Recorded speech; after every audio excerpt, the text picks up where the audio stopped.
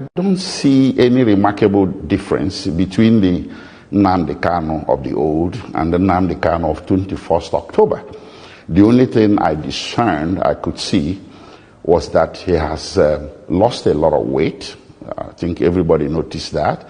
So I do believe that the loss of weight has a whole lot to do with the conditions of his detention in Nigeria, which is very restrictive and uncomfortable and very degrading. And I think also it's indicative of what he passed through in Kenya when he was renditioned there in late June 2021. So apart from the weight loss, nothing again what you see? Before his rendition, Nnamdi Kanu was receiving treatment for a heart condition called heart murmur. And, of course, he has an extreme form of hypertension.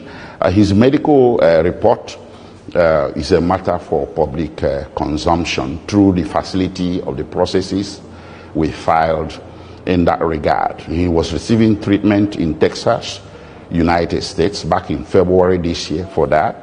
And when he entered Kenya sometime in May, he also made contact with a hospital in Kenya to treat these conditions. And these conditions persist.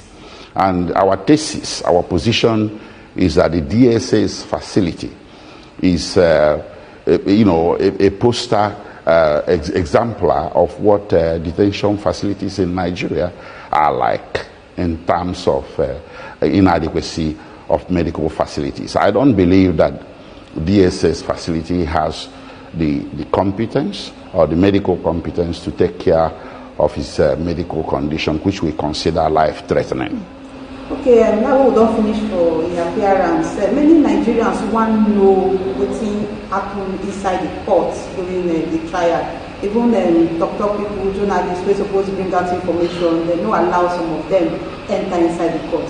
So you fit tell us what happened for inside the courtroom before and after Nnamdi Kanu pleaded not guilty? What happened was that, it took a little while before they brought him inside. So when they brought him inside, it wasn't in chains. If you recall, on 29 June 2021, when they presented him subsequent to the rendition, he was in chains. He was in manacles, and that's unconstitutional. You shouldn't be doing that to suspects. Nigerian Constitution says you shouldn't. The Supreme Court of Nigeria said you shouldn't. So anyway, on 21st October, they didn't. So he wasn't in manacles, he wasn't in handcuffs.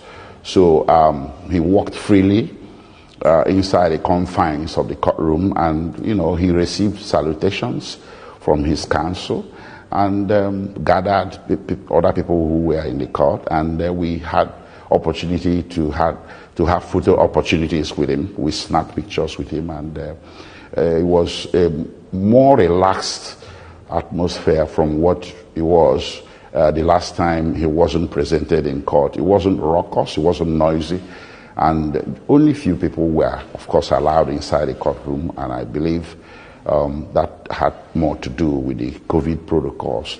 Of course, the prosecution made a presentment of the amended charges. If you recall, they had amended these charges a few days to the hearing, and again they did another amendment which I considered more of sua sponte on the spot, and of course there was no opportunity that the defense has. I don't think we were given sufficient opportunity to go home and study these charges to see how our client would respond to them. But again, the judge wanted a plea to be taken, and that's exactly what happened. So a plea was taken, and I don't think that has prejudiced the challenges, the constitutional challenges we have to these charges, which will come up on the 10th of November.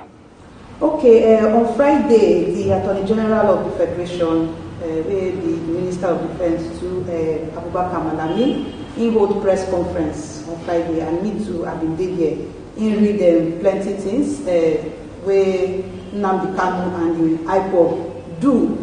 Some of the things when he talk, he say in some appeals for Nnamdi Kanu, saying instigate violent attacks for democratic institutions like correctional centers, police stations, INEC offices, and others between October 2020 and June 2021.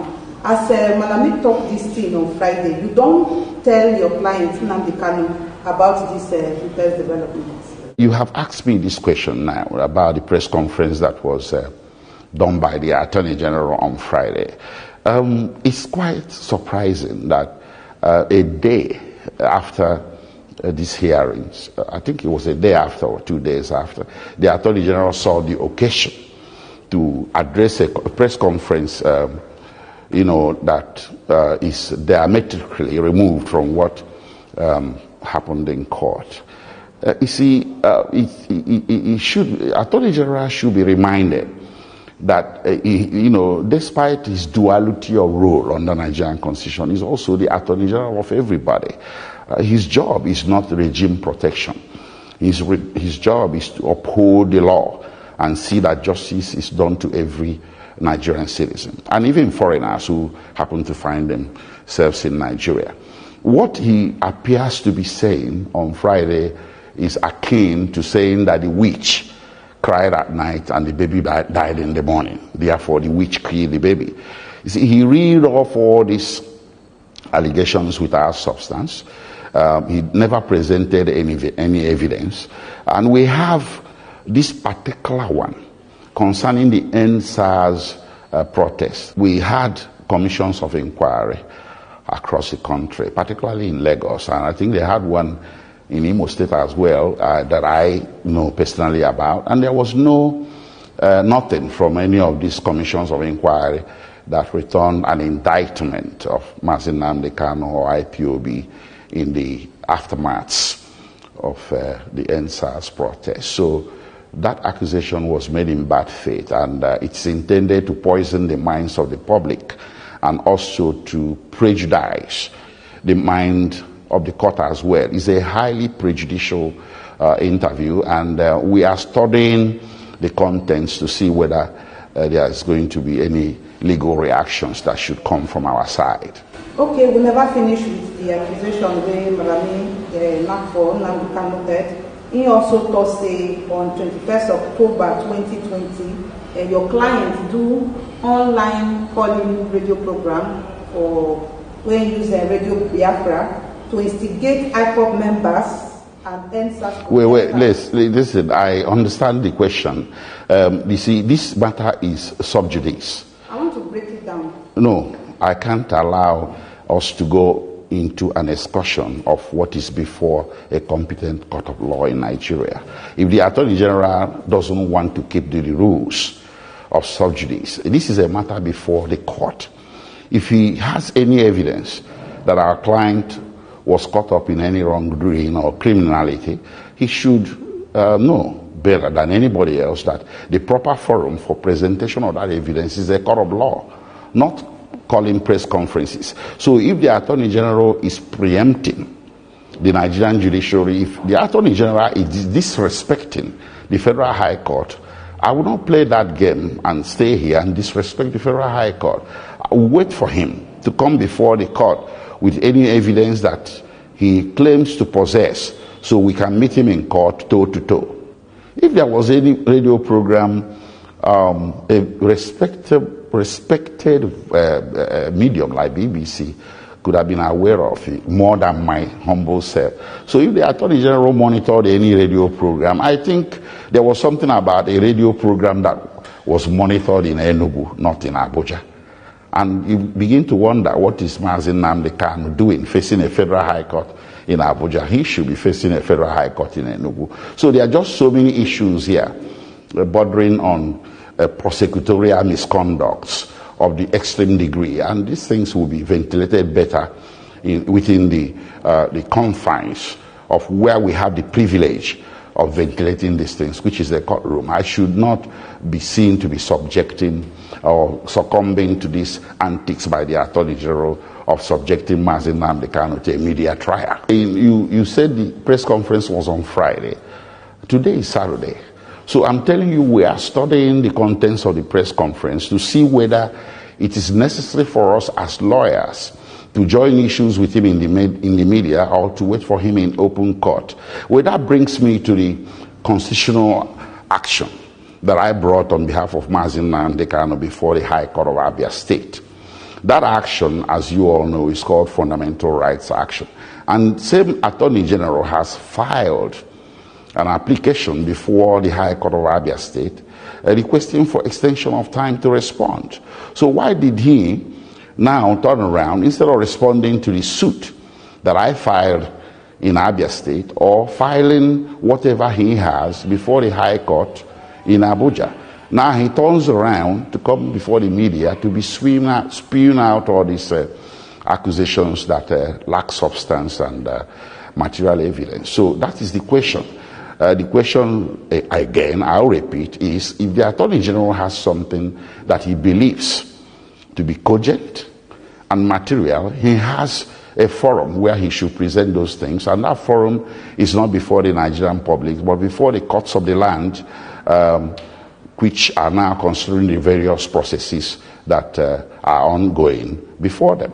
You were responding to the accusation by the Attorney General of the Federation, where he talks, Nnamdi Kanu provoke IPOB members and ESM members to carry out the killings of APC chieftain Ahmed Bola and the husband to late Gigi of Naija, daughter Akunyili, Mr. Chike Akunyili, say now him now instigate IPOB and ESM members to carry out those things. How do you react? Well, regarding these accusations by the Attorney General that Nnamdi Kanu instigated certain killings, including that of Dr. Akunyili and the APC chieftain and the others, the unrest that we have in Anambra State at this point in time.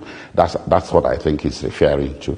I am here to tell you that we have charges in open court. The Attorney General have filed charges that don't contain these allegations.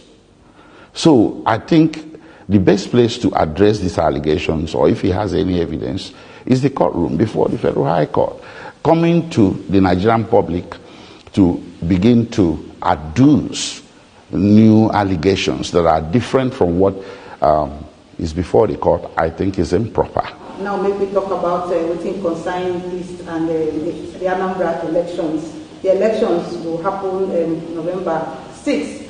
So what do you think about the democratic dispensation of your clients as it relates to the November 6th election for Anambra State? Well, you see, there are more important issues in Nigeria than elections. Elections can come and go, but those issues will remain. The issues are clear, that a lot of people who are Nigerians are no longer happy being Nigerians. It doesn't make them unpatriotic. It doesn't make them criminal. One of the ways citizens express their unhappiness with the system or with how their country is going is by engaging in agitations. And my clients happen to be engaged in agitation. And that agitation is informed by their right to self-determination, which is not a crime.